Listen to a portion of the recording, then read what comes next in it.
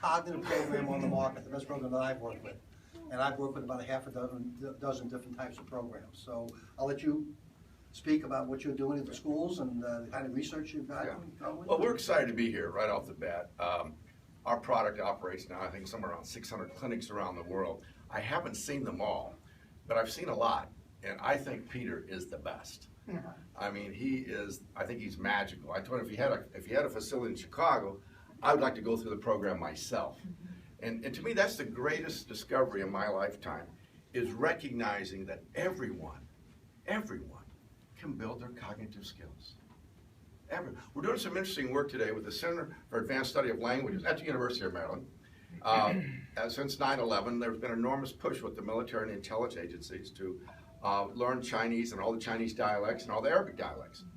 But Breck, that was running the program there, Dr. Breck, what he recognized is very quickly on, they don't need anyone to teach them how to teach foreign languages. They're very good at that, and money's not an issue for the Department of Defense.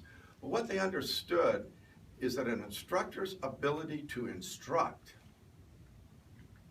and this is going to go against, if you're an educator here, what you've been taught, is in direct relationship to the instructee's ability to be instructed.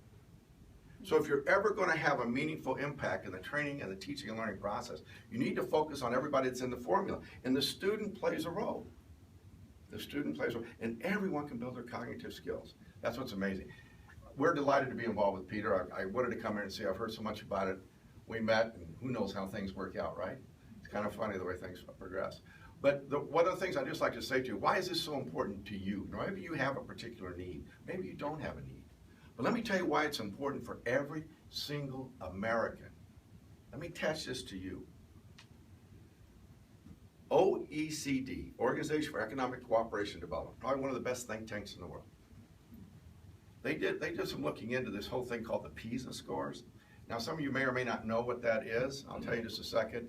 And we can debate about it. There's a lot of discussion about how good of an indicator or whatever, but set that aside. Let's take the PISA scores.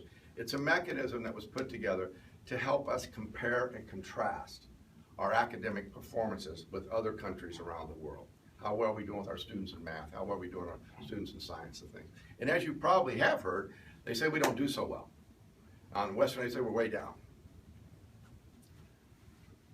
It's interesting to study what they said. If we can get every child in America, because we got to get focused here, folks. There's some serious stuff going on in this world.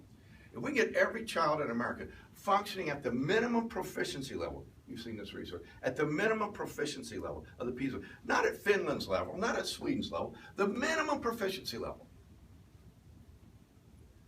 we will uncover, hold on to your seats, you can look at the report, I sent it to you, $72 trillion of GDP. Now the whole world's only about 75 trillion. What's that mean? Everyone can wear Prada in this country. Everyone can have Rolls Royces in their houses. All the arguments up on the hill go away. There's more than enough money to deal with all of our if we do one thing right. That's it, one thing. That's all we got to do, according to them, one thing.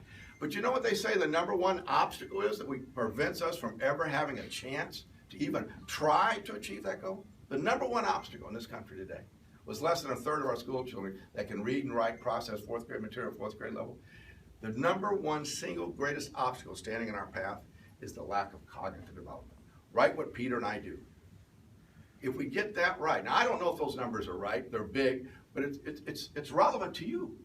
It's relevant to me, it's relevant to all of us. So I'm so happy to be here. I can't tell you how proud I am of Peter and his team and what he's been able to do. And BrainWare SAFARI, I feel blessed to be part of the stewardship. Just one little thing about BrainWare. BrainWare, I didn't invent it. I'm not that smart. BrainWare was built over 40 years of multiple clinicians working together of various different backgrounds, speech and language, clinical psychology, occupational therapy, like the seeds of lots of this different stuff here. It's all the different sciences that work with the brain. And trying to understand what drove the greatest intellectual growth in the shortest period of time that was sustainable, number one, and transferable. And if you haven't had these experiences like what Peter does, or you haven't had, no one's going to believe the outcomes, but it's real and it works. And we're delighted to have you here. Please share it with all your friends, and thank you so much for being here. Thank you.